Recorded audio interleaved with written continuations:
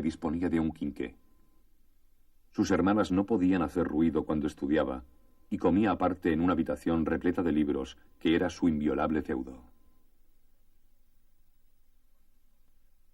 Cuando un hombre ha sido el indiscutido niño mimado de su madre, conserva durante toda su vida la idea del triunfo y la confianza en el éxito.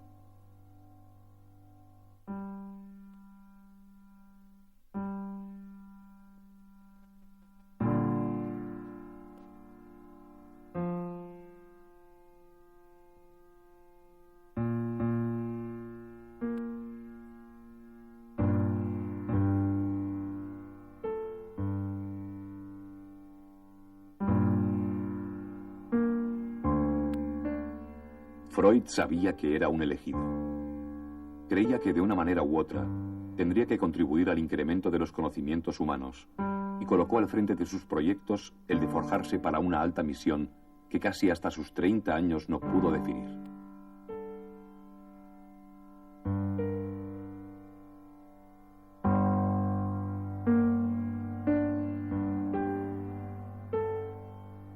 En aquellos tiempos la docencia era la meta suprema a que podía aspirar un médico joven y proporcionaba clientela, seguridad económica y prestigio.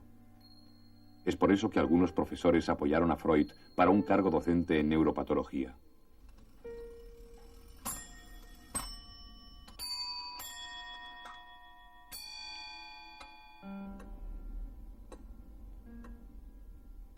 Freud necesitaba una posición. Quería casarse con Martha Bernays, la resignada novia que aguardó más de 4 años y que luego fue una afable esposa a lo largo de toda su vida. Viniste a mí con toda confianza, y esto fortaleció la mía en el propio valor, dándome nuevas esperanzas y energías para trabajar cuando más lo necesitaba.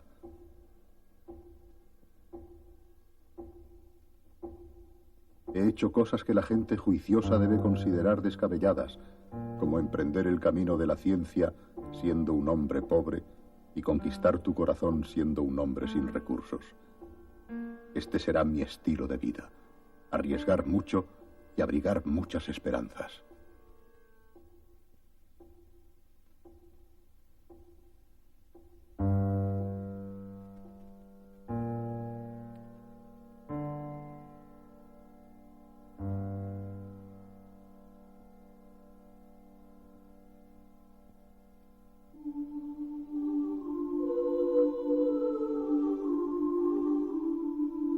Sigmund se casó con Martha el 14 de septiembre de 1886, a su regreso de París. Fascinado por las teorías y la personalidad de Charcot, se le había abierto un mundo nuevo, el aspecto psicológico de la neuropatología, un campo de investigación que se convertiría en su interés casi exclusivo.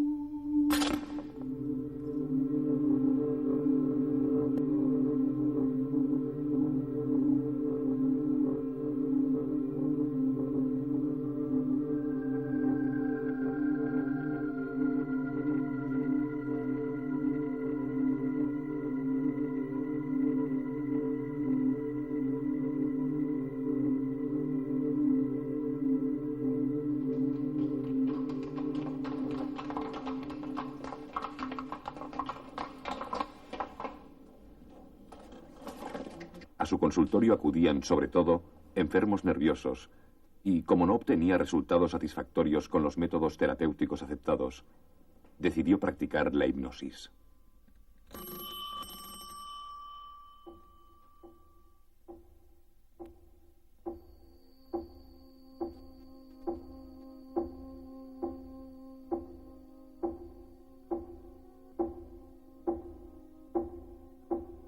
El uso del hipnotismo le acarreó el rechazo de la medicina oficial.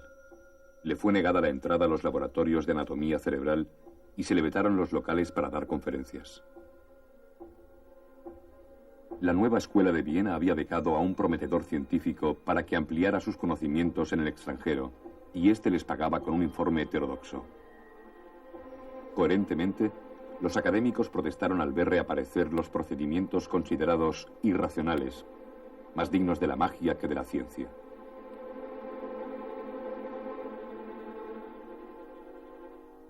Freud, yo diría que desde siempre y de una forma creciente, se sintió llamado a ser, digamos, un gran hombre concretamente en el mundo de la ciencia, y de una ciencia tal como él la concebía y tal como él la había recibido, es decir, concebida de forma positivista.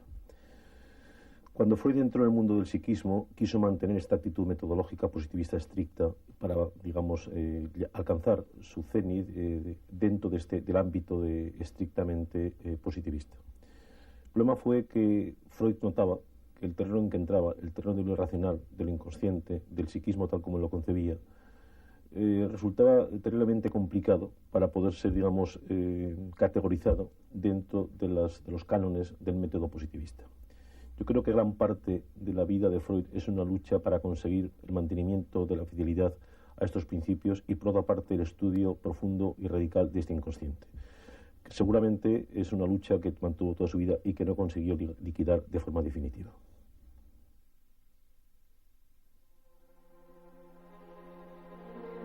Freud llevaba varios años en el estudio del método catártico en colaboración con Joseph Breuer, el especialista de medicina interna de más prestigio de Viena.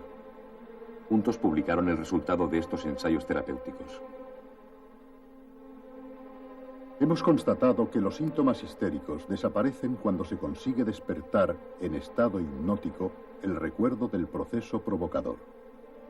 La psicología prefreudiana consideraba al inconsciente un depósito inactivo de un pasado ya enterrado y sin influencia sobre el presente. Para ella era un absurdo pretender hacer del inconsciente el objeto de la conciencia. Una mecedora, por ejemplo, pertenece al mundo físico, aunque la falta de luz nos la haga invisible en una sala oscura. Pero iluminada o no, una mecedora es siempre una mecedora. La luz hace más sensible su existencia, pero no la determina. De la misma manera, en la esfera de la psicología, el inconsciente forma parte del alma, al igual que el consciente. Incluso en las tinieblas, mediante un método, a tientas, es posible esclarecer y delimitar una realidad oculta. Freud, con el psicoanálisis, afirmaba con rotundidad que el inconsciente era el lugar donde el hombre desterraba los recuerdos que deseaba ignorar por penosos o peligrosos, en virtud de las costumbres o de la moral imperante. En muchos casos, estas memorias proscritas afloraban convertidas en estigmas neuróticos, en sueños y actos fallidos. A este proceso le di el nombre de represión. Se trataba de un mecanismo primario de defensa comparable a una tentativa de fuga. En las personas neuróticas, el conflicto anímico no tiene un desenlace normal. Se cierra el acceso a la conciencia y a la descarga de energía. Freud no tan solo transformó el concepto filosófico de inconsciente, presente ya en el siglo XIX, en un concepto operativo, clínico, sino que lo integró en el marco de la teoría psicoanalítica. El concepto de inconsciente es un concepto muy sugerente porque supone una relativización de la idea de que nuestros actos, nuestras decisiones son libres, no están condicionadas. Supone considerar que están mediatizadas por elementos internos muchas veces desconocidos. El concepto de inconsciente sigue siendo hoy en día central en psicoanálisis.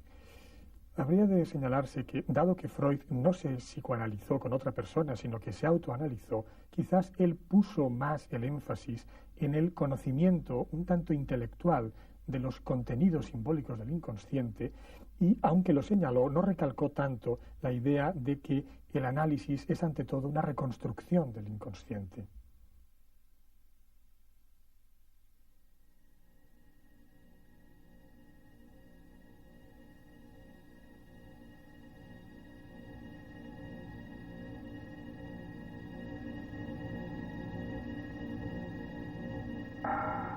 A través de la propia experiencia y de la obtenida de los pacientes tratados, Freud llegó a la conclusión de que el sueño tenía un sentido enraizado a la vida de quien lo tiene y significaba la realización de un deseo reprimido. Ningún sueño es enteramente absurdo. Cada uno tiene un sentido preciso. Todos son la revelación de la voluntad más íntima y secreta.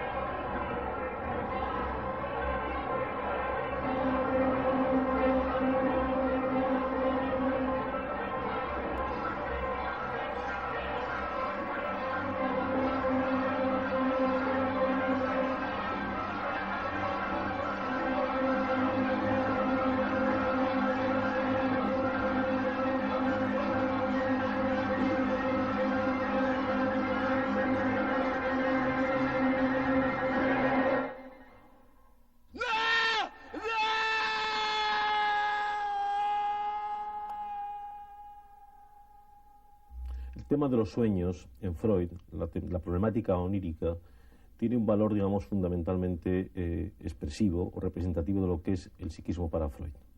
En cuanto a la estructura y a las funciones del sueño, el sueño representa de forma emblemática lo que es para él todo el psiquismo, todo el comportamiento. Por otra parte, en su interpretación, tal como Freud la desarrolla, que es de una forma muy específica y muy propia de Freud, ya que los sueños ya se interpretaban antes de otras maneras, también, digamos, expresa de forma emblemática, de forma paradigmática, lo que es realmente la técnica o el método psicoanalítico. Un método que consiste fundamentalmente en la asociación por parte del paciente de forma libre de cualquier cosa que se le ocurra.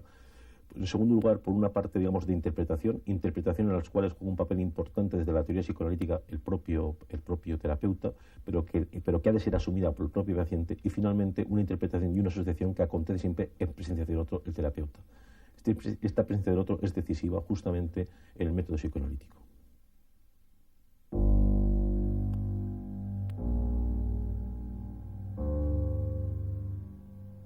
Si con la ayuda de Breuer, Freud había explorado la histeria, cuando profundizó en el origen sexual de los trastornos neuróticos, la influencia del amigo se fue debilitando hasta la ruptura, por las reservas que éste tenía respecto a las nuevas teorías que atribuían al sexo un valor capital.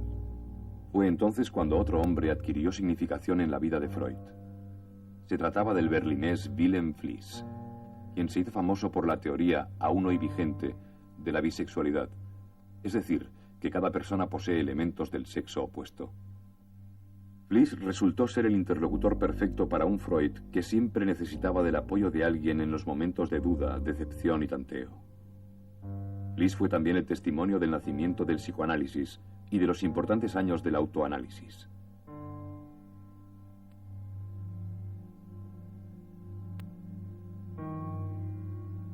La dependencia manifiestamente neurótica de Freud respecto a Fliess hizo que se planteara las razones profundas de la dualidad de sentimientos experimentada con motivo de la muerte de su padre.